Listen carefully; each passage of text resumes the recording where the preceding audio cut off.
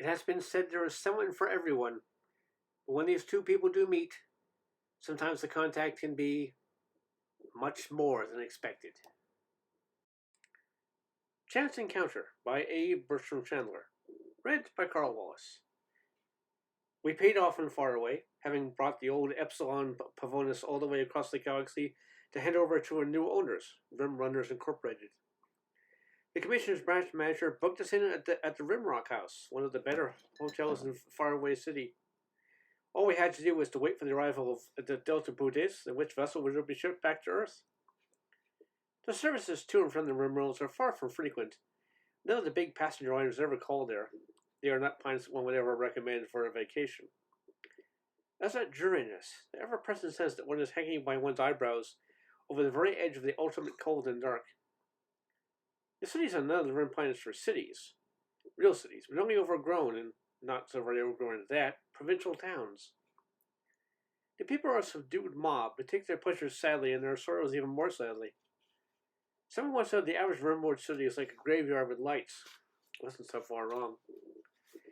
Delta Buddhist was a long time coming.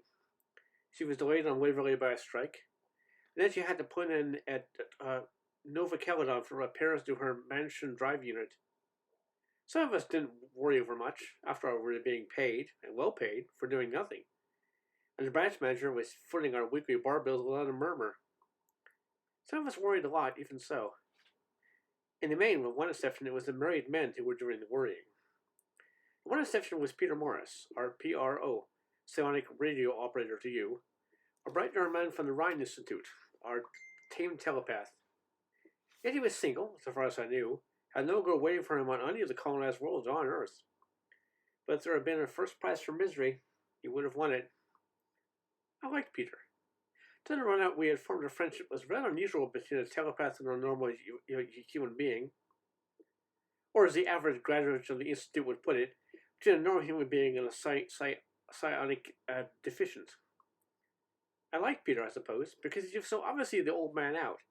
I have a strong tendency towards being odd man out myself. So it was that, during our sojourn in the faraway, we developed the routine of leaving the others to prop up the bar of the Rimrock House, while we, glad to get away from reiteration of the body jokes and boring personal anecdotes, wandered away from the hotel and through the city, finding some small, pleasant drinking place where we could sip our beer in relative peace and quiet. We were in such a place that morning, and drinks that we imbibed had done nothing at all to cheer Peter up. He was so gloomy that even I, who am far from being a cheerful type myself, remarked upon it. You don't know what it's like, he told me. As a psionic deficient, you'll never know. It's the aura of, well, there's fear, and there's loneliness, and a sort of aching emptiness, and together they make up the feel of these rim worlds. Telepath is always lonely, until, if he's really lucky, he finds the right woman. But it's all so much worse here. There's Epstein, the PRO at the port, I said, and there's Mrs. Epstein. Why don't you see more of them? That, he declared, would make it worse. When two telepaths marry, there are close circuits to an extent no person can ever be. Drank some more beer. Find the right woman, he went on, is damn hard for us. I don't know why it is, but the average Esper female is usually frighteningly unattractive, both mentally and physically. They seem to run to putting faces and putting minds. You know, Ken, I needn't have come on this trip. There's still few of us we can afford to turn down assignments. Ken, for one reason only. Just help me by making a voyage all the way across the galaxy, I'd find somebody. You still might on the way back, I told him. I still might not, he replied. Looked at him with a rather irritated pity. I could sense, after a fashion, what he was driving at. He was so much the typical introvert, dark of hair and face, long and lean, and his telepathic talent could do nothing but add to the miseries that come with introversion. Better have something stronger, I told him. I caught the bartender's eye. 2 double whiskeys, please. Make that 3, said a too hearty voice. Looked around, saw that Terrence, our second mate, had just come in. Got tired of the same old stories at last? I asked unkindly. No, he said. Somebody had to find you two, and I was the most junior officer present, so... Who wants this? I demanded, and why? The old man wants you, lifted his glass. Here's the grime. What does he want us for? I don't know. All I know is this. Some meteor-pitted old bastard calling himself Captain Grimes came barging into the bar, demanding audience for our lord and master. they retired to confer privately. Shortly after, the call for all hands to battle stations went out. Grimes, I said slowly, that name rings a bell. I seem to remember that when we handed the old Eppie Swan over, someone mentioned that Captain Drives, the chief superintendent from Rimrivers, was away on Thule. Could be, admitted Sheridan. He has a look of a chair-bound spaceman. In which case, we'll have another drink. It's bad enough having to run to the beck and call of our own super without having to keep us belonging to a tuppenny halfpenny concern like Rimrunners happy. We had another drink, and another. After the third whiskey, Peter's gloom seemed to be evaporating slightly, so we ordered a fourth one. Second and I had each ordered another round, after which we thought we'd better discover what was cooking. We walked rather unsteadily to the untidy street, hailed a ground cab, and were driven back to Rimrock House. We found them all waiting for us in the lounge. The old man, the rest of the officers, the chunky little man whose appearance justified Terrence's description of him as a meteor-pitted old bastard. Sir, said the old man stiffly, here is my third officer, Mr. Wilberforce, and my psionic ready officer, Mr. Morris. I have no doubt they will show as little enthusiasm for your project as any of my other officers. Yours is essentially a Rimworld undertaking. It should be carried out by Rimworld personnel. They can decide, sir, said Captain Grimes. You have told me these officers have no close ties to Earth or elsewhere. It's possible they may find the proposition attractive. And as I've already told you, we guarantee repatriation. What's it all about anyway? Asked Terrence. Sit down, gentlemen, said Grimes, and I'll tell you. We're finding chairs. He fills and lit a foul pipe.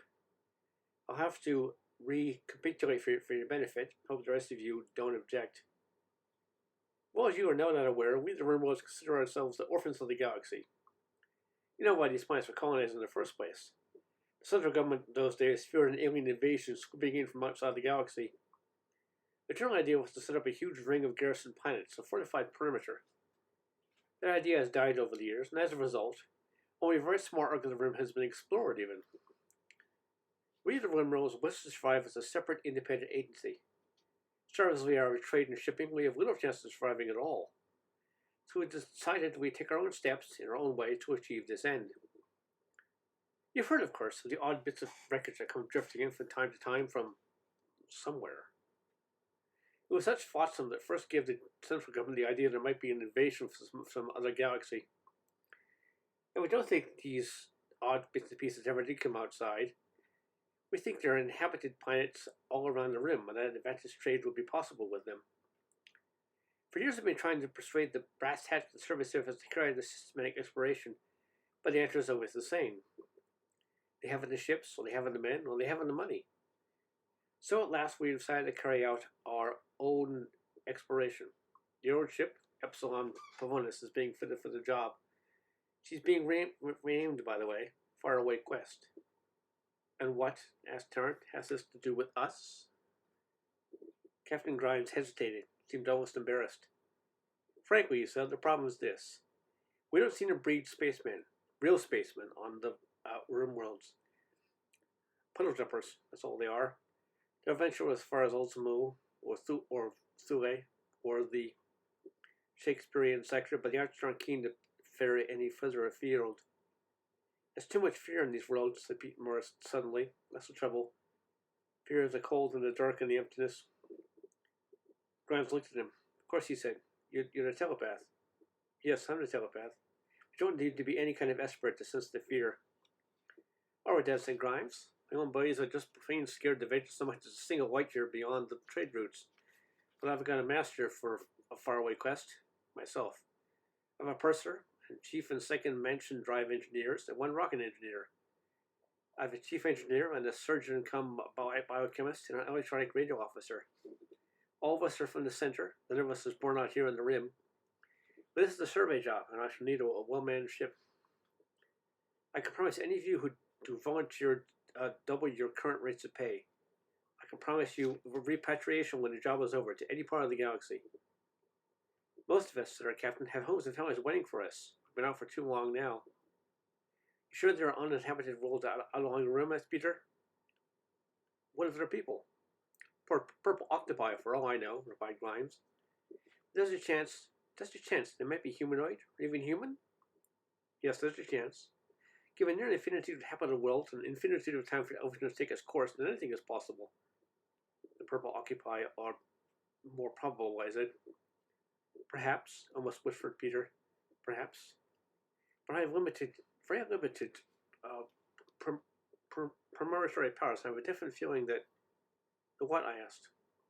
Oh, never mind. She said, I take it you can use a PRO, Captain? That I can, declared Grimes heartily. I replied, you're for about double the pay. I said, I'm third officer of Commissioner's Fleet, as you know. If I come and you a second, do I get twice the commissioner's rate for that rank? You do. Count me in, I said. Must be mad, said Tarrant. Both of you. But Wilberforce is less mad than Maris. After all, he's doing it for money. What are you doing it for, Crystal Gazer? Mind your own business, he snapped. Some hours later, when we were out at the spaceport looking over the social operations that were made to faraway quests, I asked him the same question. He flushed. What do people do things for, Peter? Money, replied, or power, or... Precisely, he said, before I could finish. It's only a hunch. A strong feeling this is the chance, the only chance to find her. I remember that I said, I hope you're right. The other Buddhists dropped us down at last at Port Faraway, and we all of our shipmates, openly jubilant, boarded her. We saw them off, Peter and I. We had a less drinks with them in the little smoking room, and then, feeling rather lost and lonely, at least I did, scrambled out of the airlock and down the ramp as the last warning bell started to sound. We stood the other spectators a safe distance from the blast-off area, watched her lift at her column with pale fire, watched her vanish into the clear twilight sky. With departure, I realized the irrevocability of my action running for this crazy survey village. There's no backing out now. We walked to the center of the field where work was still progressing on faraway quest. Outwardly, she was a little changed, except for the addition of 2 extra boat blisters. Certainly, she was being almost rebuilt. Cargo space was being converted into living accommodations. In spite of the shortage of trained spacefaring personnel, Grimes had found volunteers from other quarters. 2 professors of physics from Philly City were signing on as assistant engineers, and there were 3 astronomers from Ultimo as well as a couple of biologists. Grimes, we had learned, had served in the service services as a young man, had persuaded the local police force to lend him 3 officers and 50 men who were being trained as space marines. It began to look as though faraway coast had been run on something approaching survey service lines. We looked at her, standing tall and slim in the light of the glaring floods. I said, I was a little scared when I watched Delta Buddhas blast off, Peter. Now I feel a little happier. I am too, he said. That hunch of mine is stronger than ever. I'll be glad when this old girl is ready to push off. I don't trust hunches, I told him. I never have and never will. In any case, this view on telepath with a beautiful mind you're hunting for may turn out to be nothing but a purple octopus. He laughed. You've got purple octopi in the brain. To hear you talk, one would think the galaxy was inhabited by the brutes. Perhaps it is, I said. For all the parts we haven't explored yet. She exists, he told me seriously. I know. Dreamed by her for several nights running. Have you? I asked. Other people's dreams are, as a rule, dreadfully boring. When another person is a telepath with premonitory powers, one is implied to take some interest in them. What did you dream? Every day was the same, he said. I was in a ship's boat by myself, waiting for her to come to me. I knew what she was like. I never actually met her. She wasn't quite human. She was a little too tall, a little too slim, and her golden hair had a greenish glint to it. Her small ears were pointed at the tips. As I say, I knew this all while I sat there waiting. She was on my mind, and I was in hers, and she was saying over and over, I'm coming to you, my darling. I was sitting on the pilot's chair, waiting to close the outer door as soon as he was in. And then, it's hard to describe. I've had home in this real life as well as in dreams. Never have I experienced that feeling of utter and absolute oneness. You're really convinced, aren't you? I said. Are you sure it is not auto hypnosis you haven't built up from the initial hunch, erecting a framework of wish fulfillment of fantasies? I'd like to point out, Ken, he said stiffly, that you're a qualified astronaut, not any sort of psychologist. I'd like to point out, too, that the Ryan Institute gives its graduates a very comprehensive course in psychology. We have to know what makes our minds tick. After all, they are our working tools. Sorry, I said. The main thing is you feel reasonably sure we should stumble across some intelligent humanoid races out there. Not reasonably sure, you murmured, just certain. Have you told Grimes all this? Not all, but enough. What did he say? That I was in charge of communications, not prognostications, and my most important job was to see to it my amplifier was healthy and functioning properly. We all had to stand in the field in a cold drizzle, while the presence of faraway Ultimo and Thule made their farewell speeches. We were drawn up in a rather ragged line behind Captain Grimes, dapper in uniform, very much the space captain. The ex-policemen and the Marines were a little to one side and made up for what we lacked in the way of smartness. At last, the speech-making was over. Led by Grimes, we marched up the ramp to the airlock, went at once to our blasting-off sections. In the control room, Grimes sat chunkling in the separation chair with Lawler, chief officer, to one side of him. My own chair was behind theirs. That by side was Gavin, one of the astronomers from Ultimo, who was on the ship's book as third officer. Ports started coming in. Interplanetary drive room, manned and ready. Interstellar drive room, manned and ready. Hydroponics, all secured. Steward's store, all secured. Mr. Wilberforce, ordered Grimes, request permission to proceed. Spoke in the microphone, they already switched our transceiver. Faraway Quest to Control Tower. Have we your permission to proceed? Control Tower to Faraway Quest. Permission granted. Good luck to all of you. Grimes was counting aloud. The words carried to the ship by the intercom. 10, 9, 8, 7. I saw Grimes' stubby hand poised over the master firing key. 6, 5, 4. Looked down the nearest viewport, the dismal, mist-shrouded landscape. Far away is a good world to get away from, to anywhere, or even nowhere. 3, 2, 1, fire! We lifted slowly, the ground falling away beneath us, dropping into obscurity beneath the veil of drifting rain. We drove up to the low clouds, up into the steely glare of faraway sun. The last of the atmosphere slipped, keening shrilly down our shoal plating. We were out and in the crater, with a gleaming end of the galaxy to one side of us, and on the other, the aching emptiness of the outside. For long minutes we accelerated, the pseudo-gravity forcing us deeply into the padding of our chairs.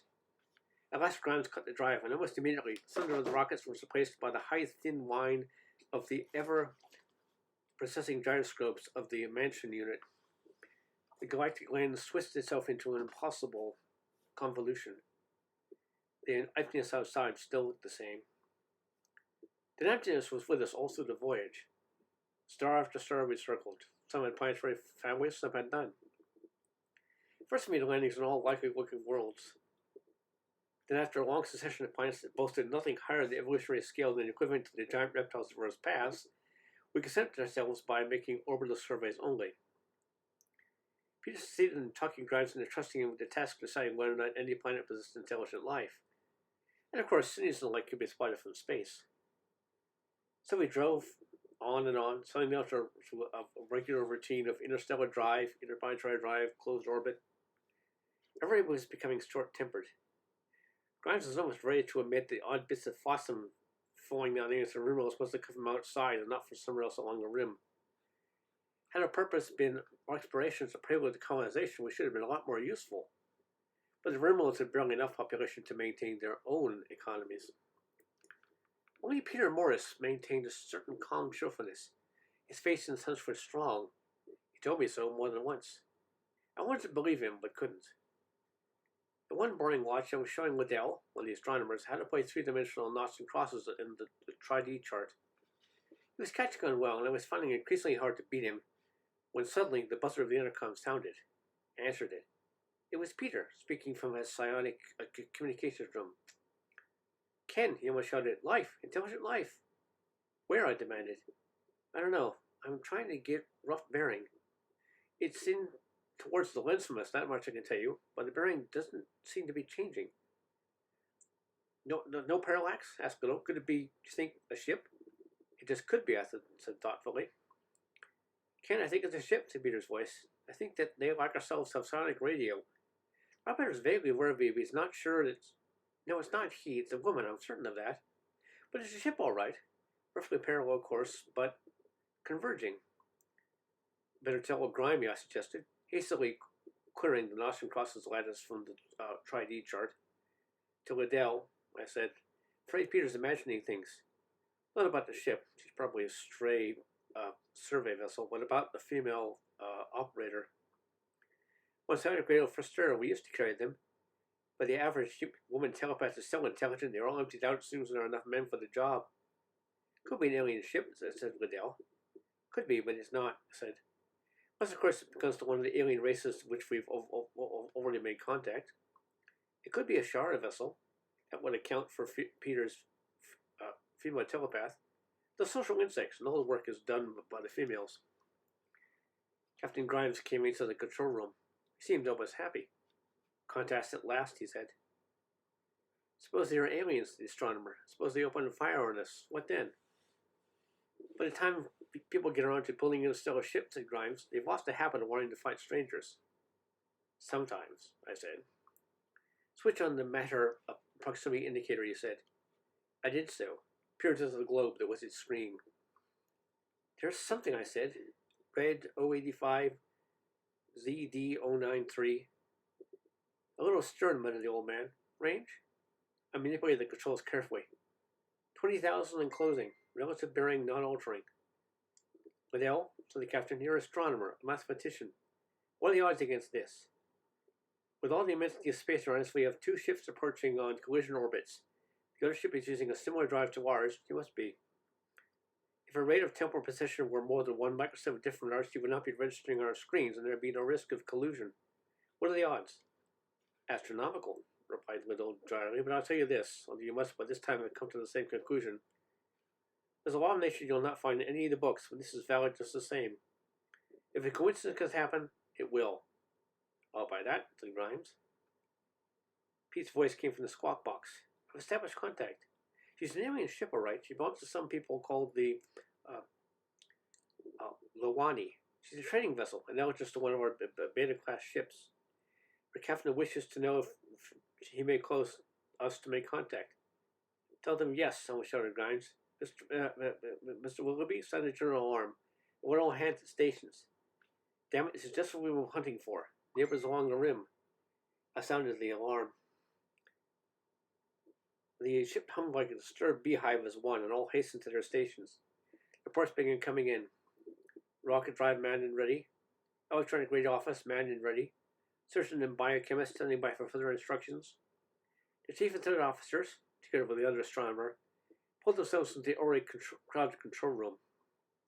It seemed only a matter of minutes, although it was longer, before the alien ship was within telescopic range.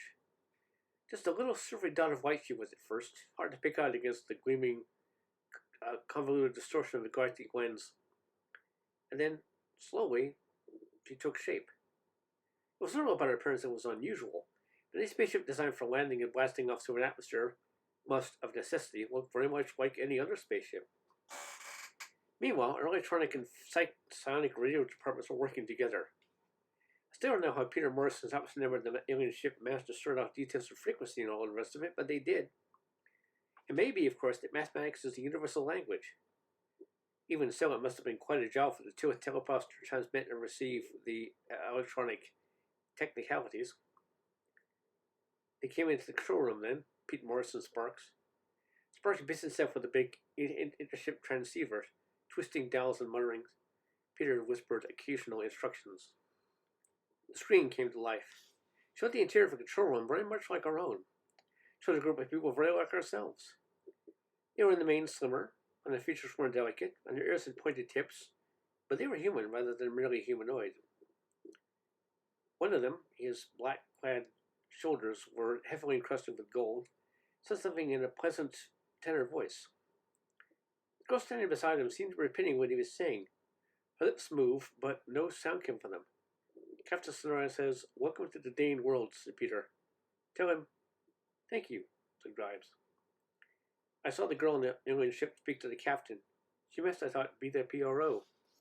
I remembered suddenly what Peter told me of the dreams of his before we left far away. I looked at Peter. He was staring at the screen like a starving man gazing into a restaurant window. Shortly after, it became necessary for the two ships to cut their interstellar drives. Alterations, of course, are impossible to drive as an operation. An alteration, of course, there had to be to avert collision. During the operation, the image on the screen blurred and wavers and at times vanished as the two rates of temporal precession lost their synchronization. Peter, I could see, was on tenterhooks while this was taking place. He'd found, thanks to an utterly impossible coincidence, his woman. Now he dreaded losing her. He needn't have worried. Grimes was an outstanding astronaut, and all probability the alien captain was in the same class. The other ships flickered back into view just as the galactic lens reappeared in all its glory. A direction of gyroscopes whined briefly, or rockets coughed once. Through the port I saw a short burst of pale fire at the stern of the alien. They were flying through space on parallel courses with velocities matched to within 1 millimeter a second. Time went by. Through the telepath, the two captains talked. We've heard about the Dane world. Those people were relative newcomers in deep space. We heard about their social and economic systems, their art, their industries. As they listened, we marveled. These people were our twins. They thought as we didn't act as we did. Their history, in most ways, paralleled our own. I knew what Grimes was thinking. He made his mind the rimworlds had far more in common with aliens than with the crowded humanity at the galactic center. He was thinking of more than trade agreements. He was thinking in terms of pacts and treaties. Even so, trade was not to be sneezed at. They talked, the two captains. They discussed an interchange of gifts, represented artifacts in both cultures. It was, when they got to this stage of proceedings, that they just struck a snag. They are, said our captain coldly, such things as microorganisms. I would point out, Captain, it would be a suicidal folly to allow an alien on board this ship, even if they kept a spacesuit on. He might carry something that will wipe us all out. He might take something back with him that will destroy both of soap on all his shipmates. Peter broke in. We're talking with Aaron, he said. Aaron? That's the old man? That's her name, sir.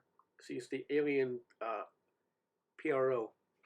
We decided the exchange of artifacts is necessary. We're trying to figure out a way which be carried out without risks. At the same time, it means that both parties have a guinea pig. What do you mean, Mr. Morris? Let me finish, sir. The ship, as you know, has only one airlock, but carries more boats than is necessary.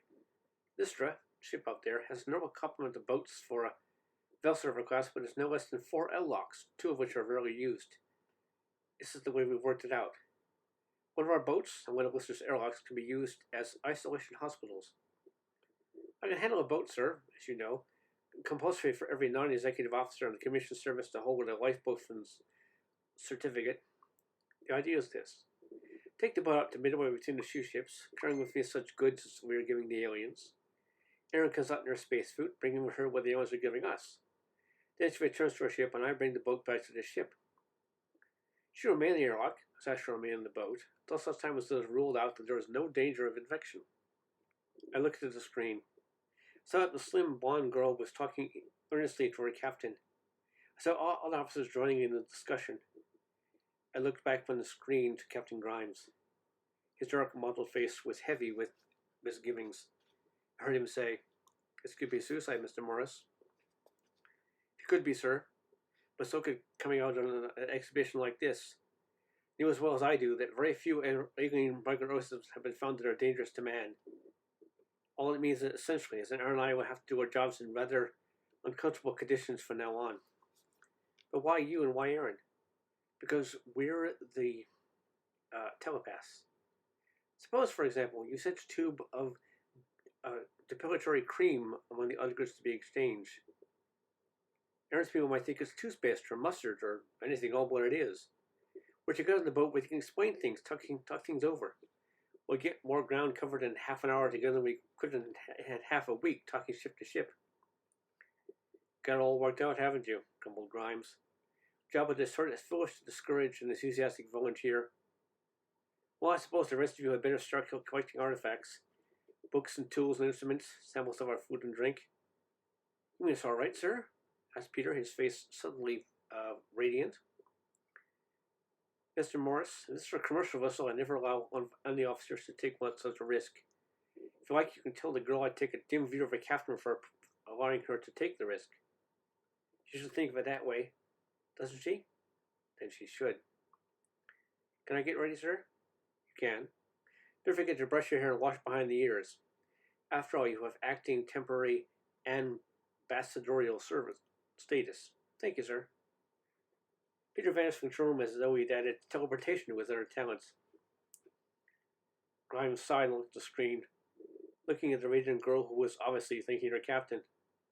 He sighed again and demanded of no one in particular, who said it. Who said what? Asked the chief officer. Dirties end in lovers' meetings, said Grimes. It was also obvious, even to non-telepaths. I was in the boat with Peter shortly before I blasted off. I said, you seem pretty certain. Of course I'm certain. She was lonely too, just as I had been. Younger people, they have a similar setup to ours with in reverse. With them, it's usually the male telepath who's an unattractive, mindless clod. This chance encounter means a lot to both of us. She's an oxygen breather, I asked. You're sure of that? When she comes in here and takes off her helmet, our atmosphere poisoned her. I don't want to be pessimistic, but I believe in facing facts. She's an oxygen breather, Peter assured me. She eats food very much ours. Hope she'll eat chocolates I've got some here. She drinks alcoholic liquor in moderation. She smokes even. She can try one of our cigarettes and I'll try one of ours. You find a lot in a short time, haven't you? Of course I have. It's my job. Hers. But I have to ask you to leave me, Ken. I've got a date. Are you sure you wouldn't like me to come along? Not by any likely, he snapped. All right then, and all the best of luck. Thanks, he said. Stood by the blister until I felt the shock of his blasting off, until the ready light changed to green, showing he was out and clear. Made my way back to control. I joined the group at the port, watching those spacecraft coasting out and away from us, watching it take up a position roughly midway between the two ships. We saw a circle of yellow light suddenly appear on Lister's sleek side. We saw, through telescopes and binoculars, a little figure that hung there for a while in black silhouette. We could make out the bulky bundle she was carrying. Flame dinner from her shoulders, she was falling out and away from her own ship. Slowly she approached the lifeboat. I looked away briefly and looked at the screens. The aliens, like ourselves, were clustered around viewports, watching the first physical contact between our two races. She was very close to Peter's boat now. I can imagine him waiting in a little cabin as he waited, how many times, in his dreams. I could appreciate dimly what he must be feeling. I'd been alone myself, and waited for the loved one. What I felt must be no more than the pale shadow was felt by a telepath. It was, I confess, more than a little envy in my thoughts. She was very close to the boat, and I saw that Peter had the outer door of the little airlock open. For a long second, she was silhouetted against the glow of the airlock light. And then I was blind, as the others were blind, with tears rolling from my eyes, the skin of my face burning from exposure to radiation. She'd been there, just entering the boat. Then she and the boat had vanished in one dreadful flash. Slowly, sight returned, dim and painful. I was looking once again at the screens, and I could see that those in our ship had been affected as we had. There was pain in their faces. It was not only physical pain. I knew then, as they must have known they looked at us, that this had been no act of treachery. There had been no murderous bomb concealed among the packages of bartered goods. Slowly, the Indian captain shrugged his shoulders. He made a gesture of rejection with his slim hands. One of his officers handed him something. It was a black glove. He put it on. Slowly, he brought his hands together, the white-skinned one and the black-gloved one. He flung them apart explosively. The screen went blank. We looked away from it through the port. The alien ship was gone. We should have guessed, Liddell was muttering. We should have guessed. They did. But too late, said one of the others. What should we have guessed? Asked Grimes. Antimatter, said Liddell. We know essentially that it can exist. Matter identical to what we call normal matter, except that all electrical charges are reversed. We thought we might find it in other galaxies if we ever had a ship capable of making the journey. Or perhaps the dim worlds aren't really part of this galaxy at all. When it comes in contact with normal matter, pressed Grimes. You saw, Captain. There can never be any contact between the colony and ourselves. What happens, I asked, when there's two living bodies of two kinds of matter that make the contact? You saw, said Liddell. But I was not satisfied with the answer, and I'm still not satisfied. Remember what Peter told me about the conclusion of his dream, and have yet to decide if he was the unluckiest or the luckiest of men. The end.